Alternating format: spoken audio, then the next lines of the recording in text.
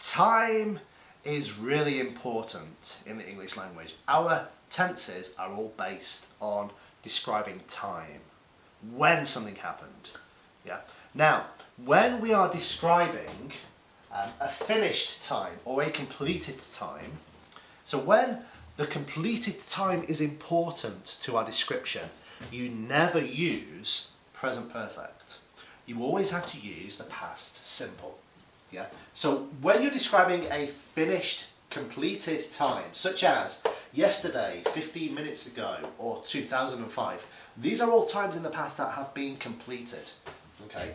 You have to use the past simple, never present perfect. So, for example, it was cold yesterday. It was cold yesterday. Yesterday is completed. Okay. Never. It has been cold yesterday. No. They arrived 10 minutes ago. 10 minutes ago, completed in the past. Not they have arrived 10 minutes ago. Completely wrong. I got home late last night. Completed yesterday in the past. Not I have got home late last night. No. Did you enjoy school as a child? Okay, now, as a child, again, is a way that we can describe time periods. Yeah? When we're describing time, and this is important, time periods are not always obvious. Okay? Yesterday, 10 minutes ago, last night, these are time periods which are very, very obvious. But as a child, okay, it doesn't obviously sound like a time period. But it is. It's a time in your life. As a child, okay, I'm in my 40s. So as a child was a time in my life decades ago, but it has been completed in my past. Okay, so as a child is a time period.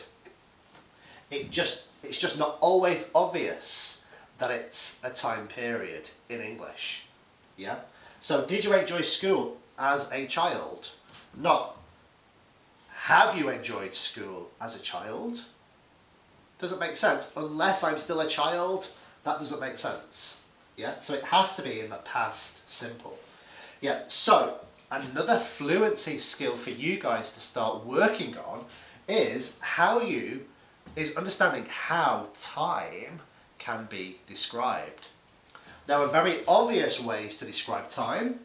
15 minutes ago, yesterday, 2005. But there are less obvious ways to describe time. Yeah?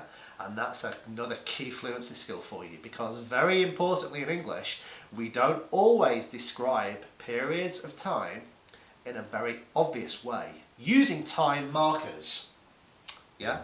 So, as a child, it's just one interesting way of describing completed time periods. Okay, so if you want to describe a completed time period, you have to use past simple, not present perfect.